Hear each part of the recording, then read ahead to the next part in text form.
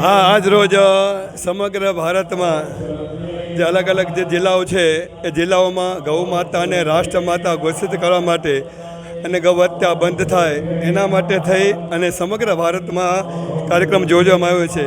એના સંદર્ભમાં આપણા કચ્છ જિલ્લામાં જે ભારતનો સૌથી મોટો વિસ્તારની જગ્યાએ કચ્છ જિલ્લો છે, એમાં પણ સમગ્ર સાધુ સંતો, કવિઓ, ભક્તજનો ને દ્વારા અસંખ્ય કચ્છના જે લોકો કહી શકાય એ લોકો ભેગા થઈ અને ટાઉન હોલ મધ્યે એક 8 વાગ્યાથી કરી અને લગભગ 10:30 સુધી રામ નામની ધૂન ભજન થયું.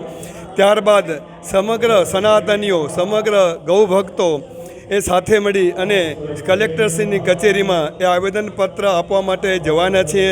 અત્યારે આપ જોઈ રહ્યા છો કામધેનુ ગૌ માતાની સમગ્ર ભક્તજનો દ્વારા, સંતો દ્વારા અને સેવકો દ્વારા અત્યારે પૂજન થઈ રહ્યું છે.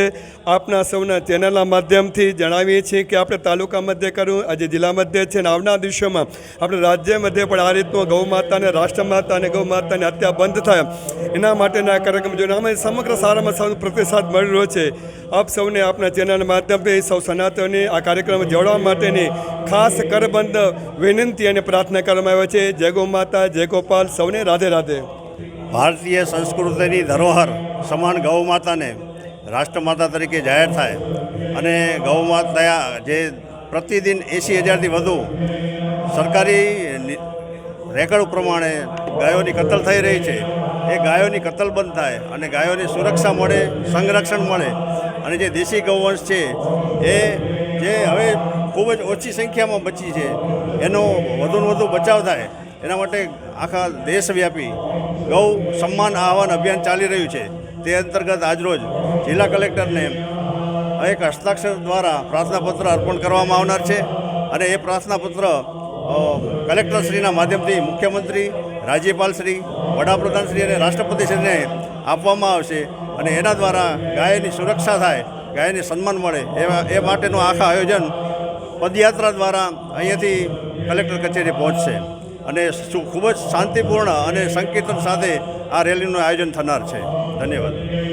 ગૌ સન્માન આહવાન અભિયાન દરમિયાન આજે 27 જુલાઈ 2026 ભુજ મધ્ય ટાઉન હોલમાંથી પ્રાર્થનાપત્ર આપવા માટે આપણે કલેક્ટર ઓફિસ જાશું અને ગૌ સન્માન આહવાન અભિયાન ગૌ માતાની સેવા, સુરક્ષા અને સન્માન વધારવા માટે થઈને સરકાર દ્વારા ગૌ માતાને રાષ્ટ્રમાતા ઘોષિત કરવામાં આવે અને ગૌ માતાને કાયદાકીય રીતે સુરક્ષિત કરવામાં આવે એના માટેનું આ સંપૂર્ણ અભિયાન સંપૂર્ણ ભારત વર્ષમાં ચાલી રહ્યો છે.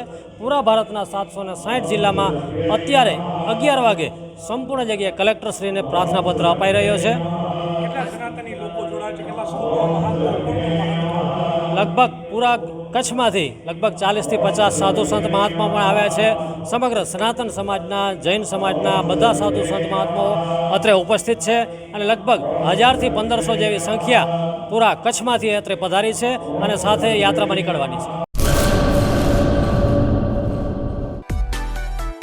માં motor driving, safe and sure driving.